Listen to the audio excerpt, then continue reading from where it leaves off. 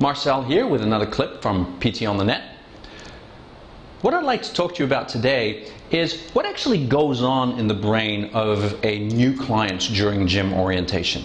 Well, the best way to explain that is with the following question, and that is, do we really see the world the way it really is? Well, if you take a look at this following illustration, you'll see that there are two squares on top of each other. The top square being a lot darker than the bottom square. But yet if you would hold one or two fingers in front of you like this, and you block off the middle line, you will notice that the bottom square really is the same color as the top square. And of course that is an optical illusion based on perception. So perception really happens in the brain, and when we understand what's going on in the brain of a new client, we might be able to help the client get over some perceptions that are happening at that moment in time. Now, perceptions happen when information enters the brain, and that can be from stimuli, either like seeing and hearing and all that stuff, but also through the body, like in terms of exercising. We feel certain sensations, and that creates perception. And that perception is received inside the limbic system, which is very much like a caveman brain. And the limbic system is very much about species-specific behavior. So think about things like avoiding threat or searching for reward. And actually the limbic system is genetically wired to be more prone or more sensitive to threat than it is to reward. And the reason for this is 50,000 years ago, when we were walking down the savannas in Africa and we'd hear the bushes rustle, it would serve us better to think that that would be a lion and run away right away, rather than wait and see what's actually happening, or maybe even think, hey, it's probably my friend Hank, nothing's going on. So our brains are hardwired to be more sensitive to negatives than it is to positives. And then on the other hand, we have, on the outside of that limbic system, we have the neocortex, which is very much a modern brain, and that's very much about, logic, and about communication and memory and all of these kind of things. So what happens is when you feel sensations, and you're having these perceptions, and emotions arise from those perceptions, like fear and happiness or anger or all of those kind of things, that prefrontal cortex then learns to regulate the behavior that you want to exhibit from those perceptions. So if you're feeling angry and you want to act out on it, your prefrontal cortex is going to go, it's okay, it's not that bad, and it's going to try and regulate those feelings. So therefore you act appropriately as the way you're supposed to be in society. But that doesn't mean that those feelings are not occurring. And of course, this can be really important for a new client, because let's think of a new client walking into a gym and they've never been into a gym before. What are they really seeing? Well, think of this. If they have never been in this environment before, they're not familiar with the equipment, they're not familiar with the people, anything like this, it is very much like walking down that savanna, with all of the bushes rustling and not really knowing what's happening. You could think of that as walking out in the savanna, but then at night, not even being able to see anything. Not even really having the sense of safety that you might otherwise have, because you're in an unfamiliar environment. So the brain then automatically gravitates towards potential danger. That might cause a fight or flight response in your client, potentially. And of course, if your client is in a fight or flight response, he is in what we call an away response. That means he's going to try to push things away because it feels threatening.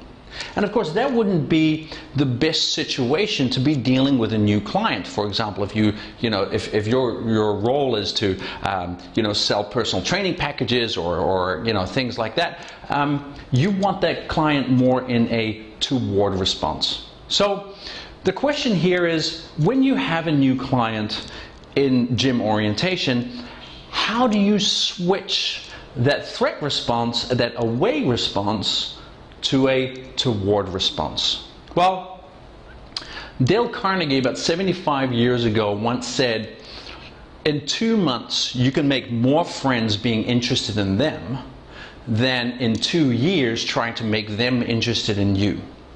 And he wrote a book about that, and the book's called How to Win Friends and Influence People. And in that book, he gave 6 ways to make people like you. And some of these tips could apply really well in a gym setting. So rule number 1 was be interested in your clients. Be genuinely interested in who they are. Okay? And actually recent research has shown, research published by the American Psychological Society in 2005 shows that people have a genetic predisposition to like people who are similar to they are. So if you want your clients to like you, make an effort to allow them to feel comfortable with you by simply showing more interest. And that means that, asking them questions. There are some real great questions that you could use that's known as F.O.R.M, F-O-R-M. And that stands for, F stands for family, so ask questions about the family. O stands for occupation. R stands for recreation. What are their interests? What kind of recreation? Maybe they play sports. So therefore, you might want to translate what happens in the gym geared towards the type of sports they play in terms of sports conditioning, all of that kind of stuff. And of course, M stands for motivation. Why are they there? Why is fitness important to them? And everybody has a different reason why they're there. And the more you can tap into their form, the more they are going to appreciate the fact that you're making an effort to connect with them on that level, and that's going to slowly but surely change that threat response into a toward response. The next tip is to smile. And smiling is not only done with the mouth, but it's particularly done with the eyes. Research has shown that the fear centers in your brain, which sits in your limbic system known as the amygdala, is directly connected with your facial muscles. That means that when we look at facial muscles, the signals go automatically into our amygdala. That's our subconsciousness, that's our perception. We perceive a person based on their facial expressions. So when we smile and we don't smile with our eyes, the brain knows. So make sure that you switch on your entire face when you're smiling at your client. Smile with your eyes, it makes a tremendous difference. The next tip is to remember their names. It might sound very, very simple, but it can be very challenging in a gym with lots of members to try and make an effort to remember their names. And I'll give you an example of that. I actually know the HR director of the Intercontinental Hotel worldwide. And she's an amazing woman.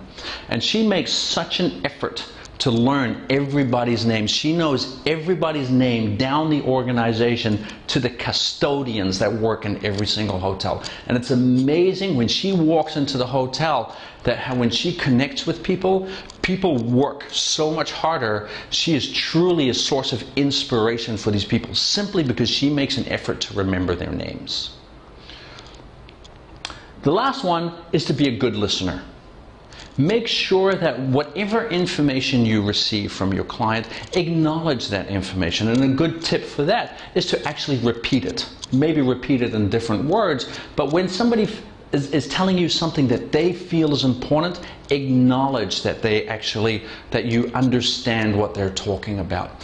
When you create that sense of relatedness, again, you're going to turn around that threat response more into a toward response, where the client is then going to go, this person understands me. Here I am safe. Here I am comfortable. And you will find that you will be able to create a lot more business from using Dale Carnegie's 6 tips. So that's all for me today. I hope that this helped, and I hope to see you in the next segment. Thank you.